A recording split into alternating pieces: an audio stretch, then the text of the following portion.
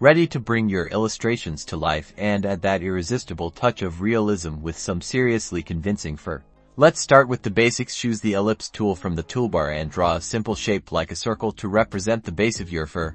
Imagine it's the head of a furry friend. Remove any fill color from the object and only focus on the stroke. Now, select the stroke and let's adjust its settings. Go to the stroke panel, which you can find under the window menu. If it's not already visible, set the stroke to a thicker weight, depending on how fluffy you want your fur to be, but let's start with something like 3 or 4 points next. Change the cap to round cap and the corner to round join. This will make the tips of your fur softer and rounder.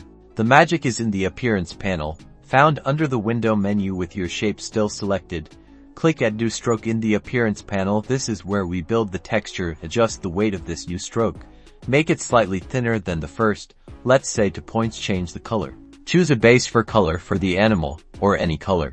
Now let's add some fluff and dimension.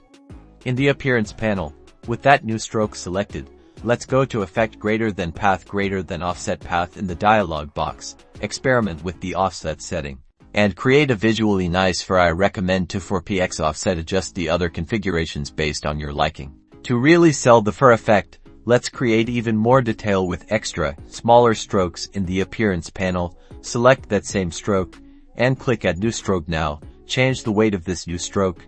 Adjust the color slightly, perhaps a gradient, in order to capture the illusion of light and shadow, and add the offset path. Remember, you can always adjust these to see what the best configuration is for you.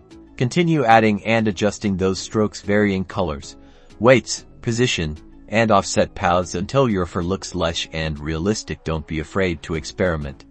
You can also experiment by adding a scatter brush by applying strokes to give that extra fur depth. And there you have it.